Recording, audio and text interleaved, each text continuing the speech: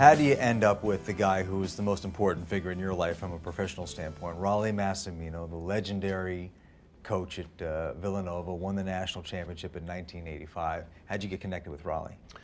Well, growing up in Philadelphia, that was my favorite team, was Villanova. So Rollie Massimino obviously is the coach. Even before Rollie Massimino, Jack Kraft was the coach.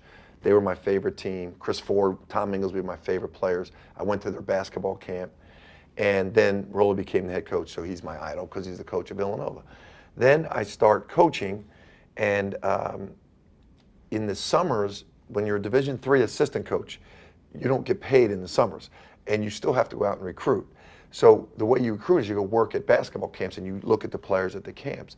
So I worked at Villanova's basketball camp for 2 weeks and got to know Coach Massimino, and Steve Lapis was running the camp at the time. He was the assistant, and did it 2 summers in a row when I worked at University of Rochester. And we used to do this thing late at night at camp where they would take the coach from camp and you could volunteer to work late at night. And if any of the kids wanted to come for individual instruction, they could work with the coaches on anything they wanted. And I would do it every night. I loved it. So I would do it. And Rollie would watch me work with the kids. And one time he came by and said, hey, who is this guy, And Steve Lapp said, it's Jay Wright. He coaches at University of Rochester, and this guy's good. So the next, I was 2 years at University of Rochester. Then I was 1 year at Drexel University in Philadelphia for Eddie Burke, who has since passed away. And the job opened at Villanova, and Steve Lapis called me and said, you should interview for this. And I was working the camp again, and I was lucky to get the job. Very lucky to be with a guy like that. And, Rollie's an interesting figure to me, interesting character. I don't know him. I didn't get to know him. I was kind of coming onto the beat when he was moving out. But you hear people talk about Rollie, and it's not always in flattering terms. I think you understand what I'm talking about. Obviously a very good coach, but rough around the edges to say the least.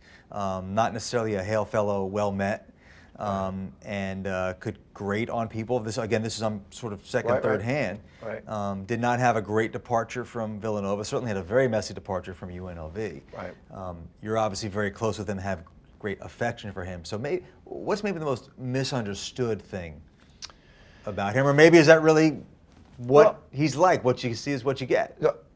Well, I definitely understand that, and I do hear of that from other people that don't know him, and some people in the media at that time. It was a different relationship with the media back then. He was and still coaching at Northwood University, the most loyal guy in the world. He's family. He's old school.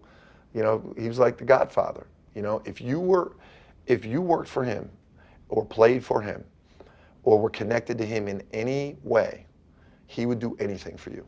Anything. Forever. And he's still that way.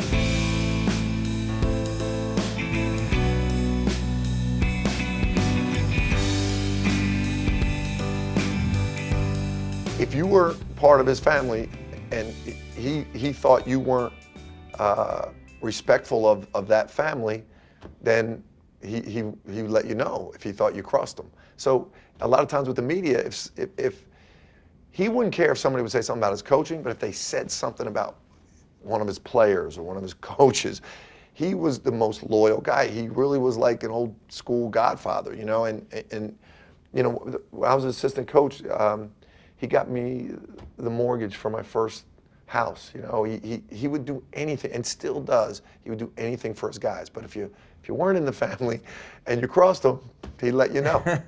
Was he hard to work for? Was he demanding? Very. And he took pride in that. We were never told when we were supposed to be in the office. We had to wear a shirt and tie every day.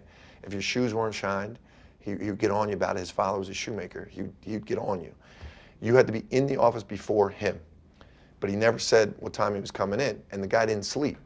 The guy worked all the time. So literally we were in there at 6 in the morning, because if you came in after, I don't even know what would happen if you just wouldn't come in after him.